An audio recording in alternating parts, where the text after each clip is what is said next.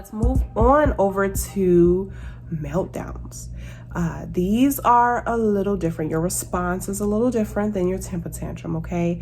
This is not the time where you want to be very rigid and limit setting, because this is a situation where, the kiddo is just really losing control of their emotions.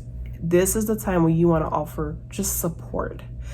Because kids are in the process of learning how to manage their emotion. They're young. And so you are there. Your role in that moment is to be their guide, their teacher, their supporter, because that's your job to teach them how to regulate their emotions when they're going through all of these intense emotions.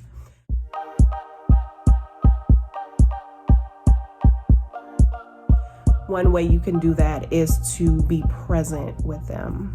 And by being present, you can provide gentle touches, hugs, maybe a kiss, maybe hold the child if they're up to that, if that's something that they would accept you doing. You can say short statements like, I'm here if you're ready to talk, or I can give you a hug, or I know you're having a really hard time, but I know we can get through this together.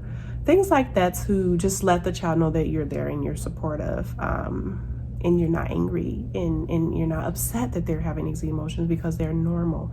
Everyone has emotions, but you are there with them.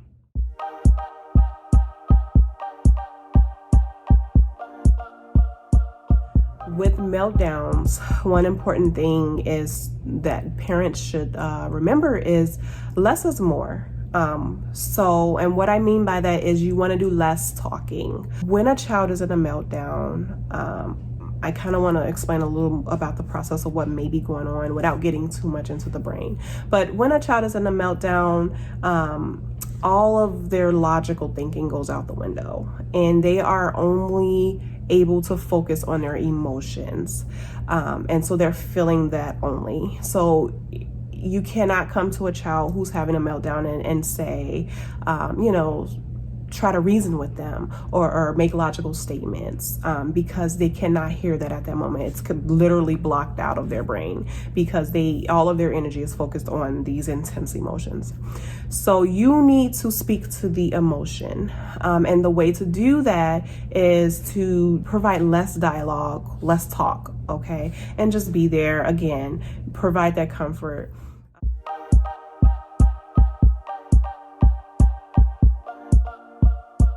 Another thing with meltdowns, there's no stopping a meltdown prematurely. So if a child is having a meltdown, there's no way to cut it off, okay? So you just have to let it happen. And meltdowns can last from a few minutes up close to an hour or more, depending on the child, depending on what's going on, depending on, if this is the very first meltdown they're having, or depending on how much they've learned about controlling their emotions. Your role in that or your action is to write it out. You just let it happen, okay? They have to get that out in order to feel better.